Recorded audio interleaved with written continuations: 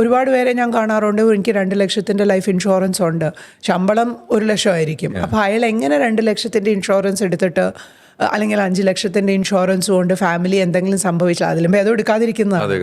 വളരെ lower covered ആയിരിക്കും, cover ആയിരിക്കും. ഇവൻ ശരിക്കും ഇൻഷുറൻസ് പ്ലാനിംഗ് എന്ന് പറഞ്ഞാൽ തന്നെ ഇതിൻ്റെ ഒരു ഭാഗമായിരിക്കണം. അതെ, തീർച്ചയായിട്ടും. നമുക്കിപ്പോൾ ഇപ്പോൾ നമ്മുടെ ഫ്യൂച്ചർ ഗോൾസ് എന്താണ്, അതിനെ മാച്ച് ചെയ്യുന്ന വിധത്തിലായിരിക്കണം നമ്മുടെ ടൈം പൈസ വരുന്നത്. അല്ലാതെ നമുക്ക് വെൽത്ത് അത്ര ഉണ്ടെങ്കിൽ കുഴപ്പമില്ല, തീർച്ചയായിട്ടും. അപ്പോൾ ഇൻഷുറൻസ് പ്ലാനിങ് ഒരു ഫിനാൻഷ്യൽ പ്ലാനർ ആവുന്ന ഒരാളുടെ കോഴ്സിൻ്റെ ഒരു ഭാഗമാണ്. അവരതൊരു മോഡ്യൂളായിട്ട് ഫുൾ പഠിക്കുന്നതാണ്.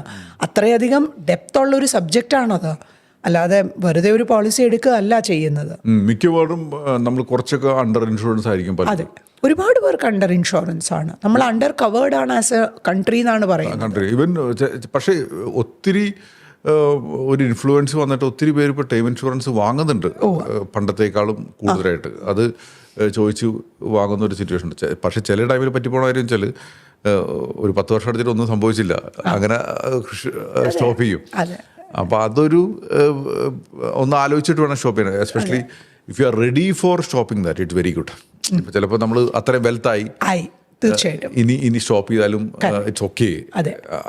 ഈവൻ എനിക്ക് തോന്നുന്നത് നമ്മുടെ ഫിനാൻഷ്യൽ ഗോൾസ് അച്ചീവ് ചെയ്ത് ഇനി റിട്ടയർമെന്റിനുള്ള ഫണ്ട് പോയി കഴിഞ്ഞാൽ സ്റ്റോപ്പ് ചെയ്യാം. പിന്നെ കമ്മിറ്റ്മെന്റ്സും ഇല്ല. ഇപ്പൊ റീസെന്റ് ആയിട്ട് ഞാനൊരു പേഴ്സണലി അവരോട് സംസാരിച്ചപ്പോൾ ഇൻഷുറൻസ് പോളിസി എടുക്കണമെന്ന് എന്നോട് ചോദിച്ചു. അപ്പം നോക്കിയപ്പോൾ അവർക്കൊരു കമ്മിറ്റ്മെന്റും ഇല്ല. അവർ വെൽതിയാണ്, റീസണബിൾ വെൽത്ത് ഉണ്ട്, ലൈഫിലെ എല്ലാ കമ്മിറ്റ്മെൻറ്റ്സും തീർന്നു, ഷീ ഈസ് ഡെറ്റ് ഫ്രീ.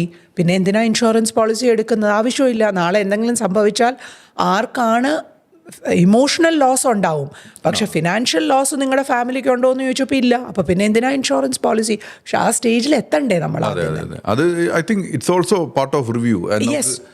ഒരു ടൈമിൽ നമുക്ക് മനസ്സിലാവും നമുക്ക് വേണ്ട എന്നുള്ളത്. തീർച്ചയായിട്ടും. അപ്പോൾ